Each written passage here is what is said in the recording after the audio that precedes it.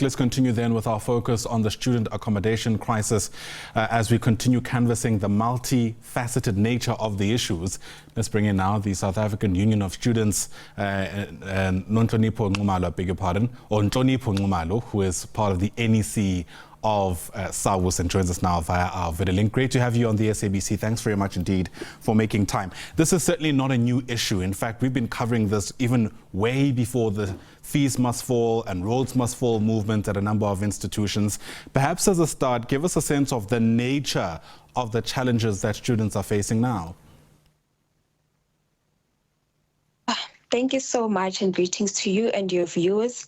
So I think, as you're saying, that generally we do have a crisis of accommodation in South Africa and in the higher education sector generally, where we have a shortage of beds. But right now, as we are focusing on what is currently happening, the issues that we're having right now and what causes those issues.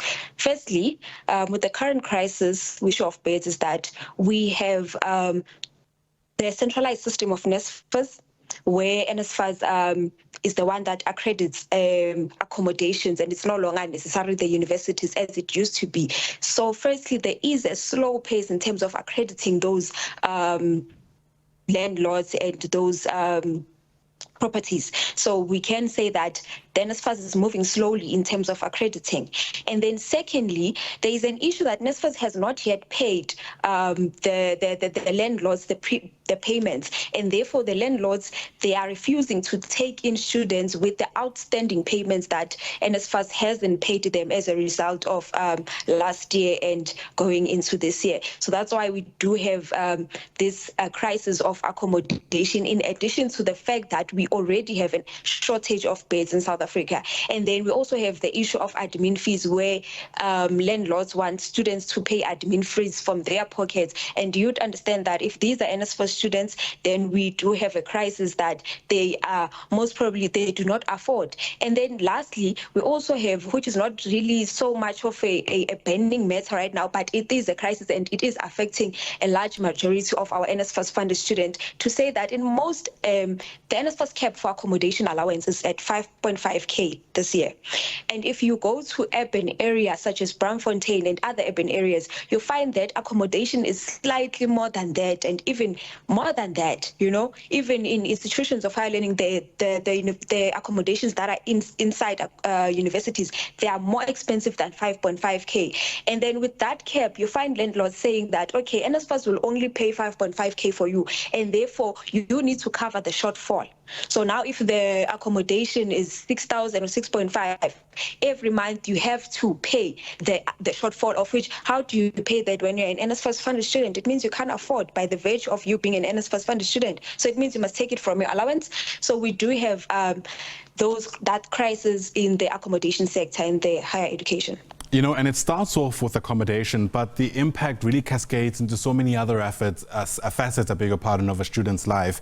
And we know typically it's the students who come from underprivileged background that are disproportionately affected.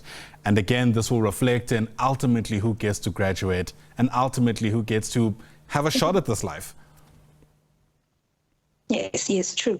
I think we saw an article just last week where students are being harassed by landlords because they do not have, they want accommodation and they do not yet have the necessary funds to, pay for accommodation. So firstly, our students become vulnerable, to say that they sleep in libraries.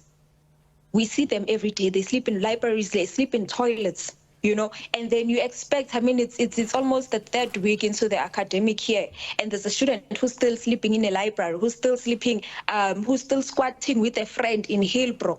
The safety of that student is at risk. How do you expect that student to perform academically? So these crises, these issues that we have at the beginning of the year, they ultimately have an impact in how the student performs. And you find that the following year, the student did not perform well, and then they now no longer have NSFAS, and we're back to square one. So these issues give birth to other issues that we are always talking about.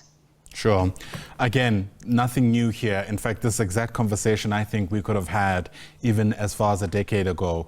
Are you finding, though, Nhlonipho, that there are solutions at least being brought on the table? Are we moving the needle in any way, even though we're dealing with students who still don't have accommodation, but at least is that number going down?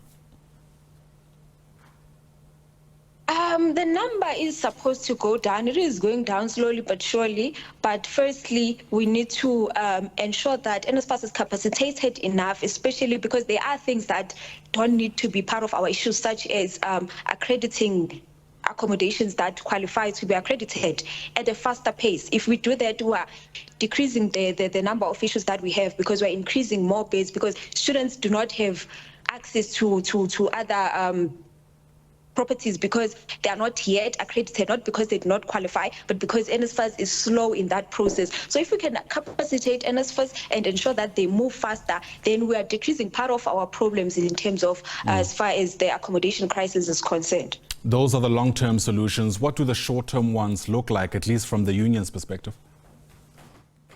I think this is short-term. NSFAS must speed up the process of accrediting, because the properties are there. However, the process of accrediting is taking forever. We don't know why they did not start this process earlier, so that by this time of the year, they are long done. Number two, NSFAS is supposed to prioritize paying landlords so that they take our students in. So I think these are quite short-term processes, but in longer term, I think we should ultimately look. I think there are more properties that are being built for student accommodation. However, these properties, most of them, they are private and they are profits-driven, and they therefore do not address the issue that we have, because we have a cap of 5.5K. Accommodation allowance. So if these properties are more than that, then they are not assisting us entirely in terms of addressing the issue of accommodation for the less privileged students. Maybe for the ones that are more privileged, yes, the accommodation crisis is not so much of an issue, but for the less privileged, then it becomes an issue.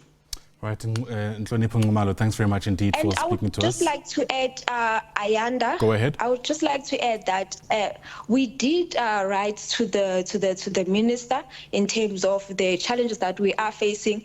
In terms of obviously proposing what I have already proposed, that these things need to be sped up, and we have not yet received a response from the office of the minister, and therefore today we are having a meeting with the SRCs at 3:30 p.m. To discuss a way forward. So that we can't promise what is going to happen, but we are going to have a meeting with SRCs, because there are a lot of issues such as registration that are happening.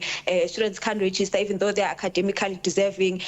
We have an accommodation crisis. So we will just meet with the SRCs today to discuss a way forward.